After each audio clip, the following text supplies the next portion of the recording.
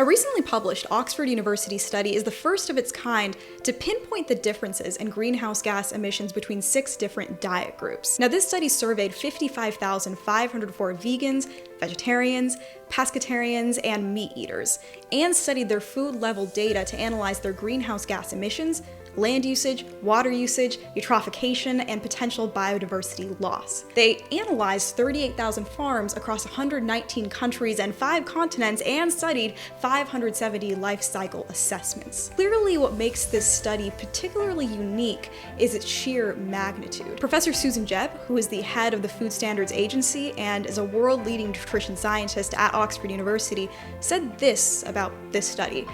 What makes this assessment different is that it takes real people's diets and is based on the various production methods we have at the moment. The researchers have assessed at a much more granular level than has been done before for the environmental footprint of what they are eating. Now, apart from the magnitude of this study is unique because it incorporates the inherent uncertainty regarding environmental footprints, food production and sourcing, and the impact of individualistic dietary choices. The creators of the study state themselves that by incorporating this uncertainty into their analysis, they show that although uncertainty for any single food group is certainly present and large, when this uncertainty is combined over multiple food groups to produce aggregated dietary estimates, we can still observe clear differences between diet groups. The 6 diet groups analyzed in this study were vegans, vegetarians, pescatarians, low meat eaters, those who consume fewer than 50 grams of meat per day, medium meat eaters who consume between 50 grams and 100 grams of meat per day, and finally, high meat eaters who consume more than 100 grams of meat per day. For context, this is what just 50 grams of meat looks like. This study's definitive conclusion is that there is a strong relationship between the amount of animal-based products in our diets and greenhouse gas emissions, water usage, land usage, eutrophication, and biodiversity loss. They further concluded that a shift away from animal-based products would lead to a significant reduction in the environmental footprint for the UK. So now we can get into specifics. Let's start with the greenhouse gas emissions. This first table summarizes the greenhouse gas emissions for each of the 6 different diet groups. And by looking at it for even a second, it's pretty clear that the medians in each category for the vegan diet group are substantially lower than, of course, the medians for the high meat consuming group, but every other group as well. But the study also provides another table that makes these numbers make more sense and makes them feel more practical in their usage. This table gives information about GWP 100, GTP 100, and GWP 20. Now, GWP stands for global warming potential, which essentially refers to the amount of heat trapped in the atmosphere by a specific gas over whatever amount of time.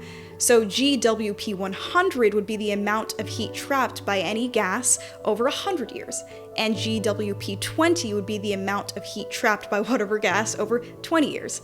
Now, GTP stands for global temperature potential, and that just means the change in temperature, in this case, over 100 years. Now, when we look at this table, it's evident that the GWP 100, the GTP 100, and the GW20 are all substantially lower for the vegan diet group than any other diet group.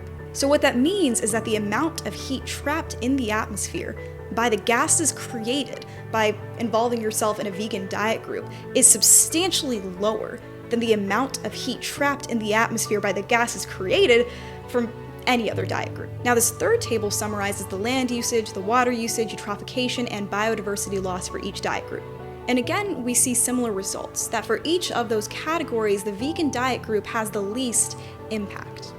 Now, just to be clear, the reason why it makes sense that a vegan diet would have a smaller impact in each one of those 4 categories is because animal agriculture takes a lot of resources. Looking at water usage alone, to produce 1 pound of beef, it requires 1,847 gallons of water. In comparison, to produce 1 pound of soybeans, it takes 256 gallons of water.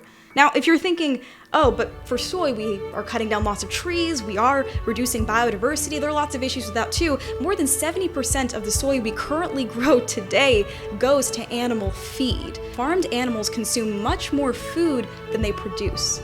And if we were to just give ourselves the food, the water, the land that we force upon animals so that we can eat them and get fewer calories, we would reduce our agricultural land from 4 billion hectares to 1 billion hectares.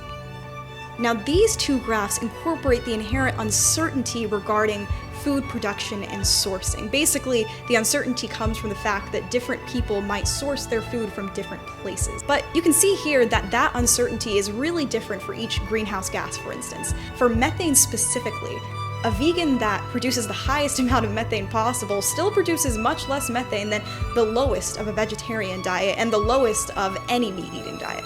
When it comes to other issues like biodiversity impact or loss and water usage, there is clearly more uncertainty, and the study makes sure to incorporate that. This study explicitly spells out what we will face in the next 20 or 100 years if we don't alter our diets now. The reason why this study is so important is pretty clear.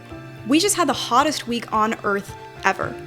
Thousands of articles have been published in the past couple of weeks detailing the repercussions that we will face unless we make some sort of change to decrease climate change and global warming. So even though you might not think that climate change will affect you today, or could affect you in the next 10 years, or 20 years, or 30 years, and even if I don't think it might affect me anytime soon in the most harmful way it could, it doesn't mean we don't have a responsibility to make the choices that we deem the most helpful and least harmful to those around us. And that's what this study makes clear.